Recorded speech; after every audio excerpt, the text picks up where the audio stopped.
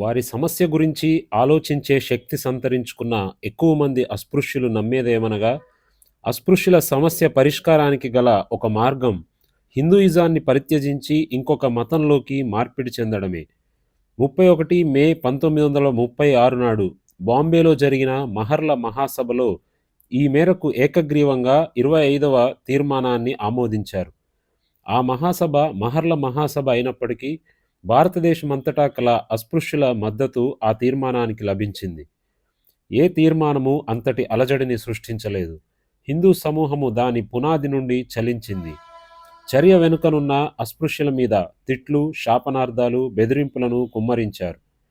అస్పృశ్యుల మత మార్పిడిని వ్యతిరేకించేవారు ఈ విధమైన మత మార్పిడికి 4 ముఖ్యమైన ఆక్షేపణలను పురికొల్పారు.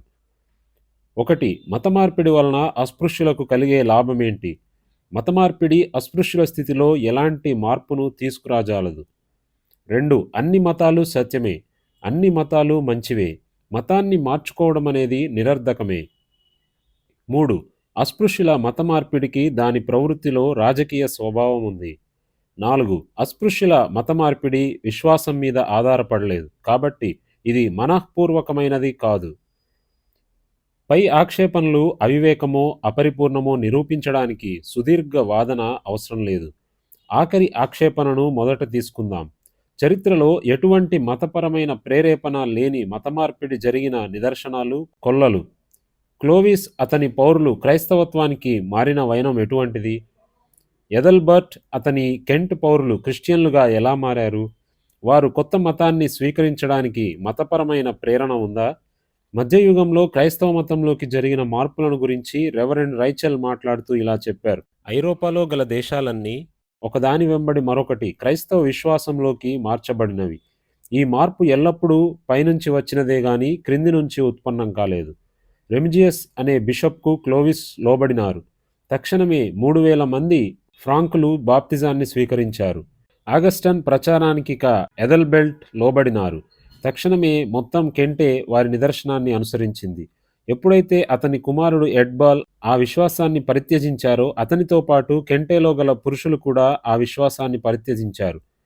సిజిబెట్ రాజు మతమార్పిడి వలనే చివరికి ఎసెక్స్ను గెలుచుకోగలిగినారు.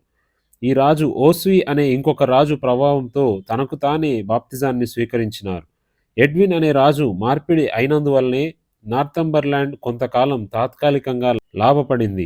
కానీ ఎడ్విన్ చనిపోగానే అది తిరిగి దిగజారిపోయింది.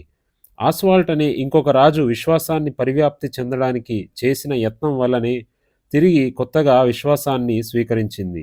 చార్లెస్ మార్టిన్, పెపిన్ అనే జర్మన్ యువరాజులతో దగ్గరి సంబంధాలున్నందువలన బోనిఫేస్ అనే బిషప్ జర్మనీని మార్పిడి చేయుటలో ఒక ప్రముఖ పాత్రను నిర్వర్తించారు.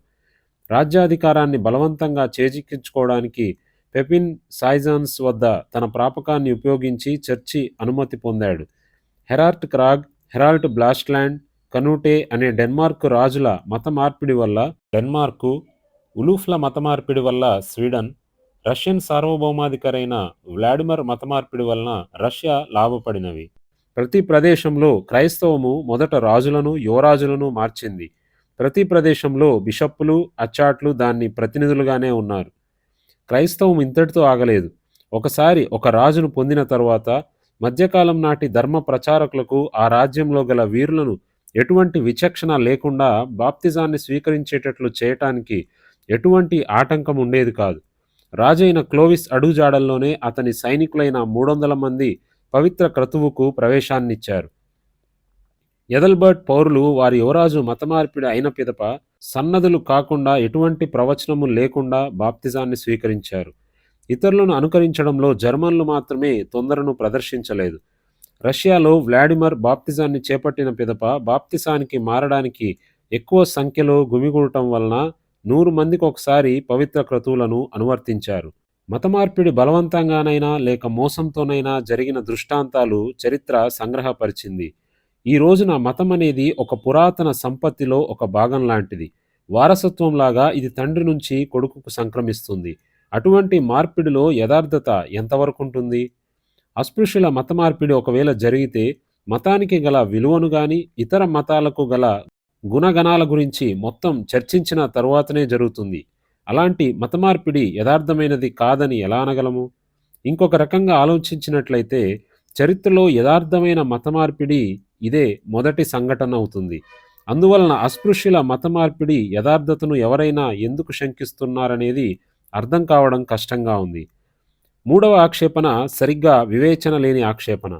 అస్పృశ్యుల మతమార్పిడి వలన రాజకీయంగా ఎలా లాభపడతారనేది ఎవరూ నిర్వచించలేదు. ఆదవా ఒకవేళ రాజకీయ లాభం ఉన్నప్పటికీ అది మతమార్పిడికి ఎలా ప్రత్యక్షంగా ప్రలోభత కలిగి ఉందో ఎవరూ రుజువు చేయలేదు. మతమార్పిడి ఎవరైతే వ్యతిరేకిస్తున్నారో వారికి కనీసం మతమార్పిడికి గల ప్రత్యక్ష ప్రలోభత వలన కలిగే లాభాన్ని, క్షణభంగుర లాభాన్ని వ్యత్యాసీకరించాలన్న విషయం తెలిసినట్లు లేదు. ఈ వ్యత్యాసము ఎటువంటి తేడా లేనిది కాదు. మతమార్పిడి అస్పృశ్యులకు రాజకీయ లాభాన్ని చేకూర్చవచ్చు. అది ఎప్పుడైతే ప్రత్యక్ష ప్రలోభమవుతుందో అప్పుడు మతమార్పిడి నైతికం కానిదని లేక నేరమని ఖండించవచ్చు. అస్పృశ్యులు ఏదైతే మతమార్పిడి కోరుతున్నారో అందులో రాజకీయ లాభం ఉందని మతమార్పిడి వ్యతిరేకులు రుజువు చేయనంత వరకు వారి ఆరోపణ నిరాధారమైనది. వాస్తవం ఏమిటంటే మతమార్పిడి అస్పృశ్యులకు ఎటువంటి కొత్త రాజకీయ లాభాన్ని ఒనగూర్చదు. భారతదేశ రాజ్యాంగ న్యాయశాస్త్ర పరిధిలో ప్రతి మతపర సమాజానికి ప్రత్యేక రాజకీయ పరిరక్షణ ఉండడానికి హక్కు ఉంది. మహమ్మదీయులు, క్రిస్టియన్లు ఎలాంటి రాజకీయ హక్కులను కలిగి ఉన్నారో ప్రస్తుత పరిస్థితిలో అస్పృశ్యులు కూడా అలాంటి రాజకీయ హక్కులే కలిగి ఉన్నారు. వారు వారి విశ్వాసాన్ని మార్చుకున్నందువలన ఆ మార్పు వారికి అంతకు ముందు లేని రాజకీయ హక్కులను తీసుకొని రాదు. రాజకీయ లాభానికి మత మార్పిడిలో ఎలాంటి సంబంధం లేదు. ఒకవేళ వారు మారనిచో వారి రాజకీయ హక్కులను వారు ఉంచుకునేవారు. ఈ అభిశంసన అర్థము చేసుకోకుండా చేసిన అభిశంసన.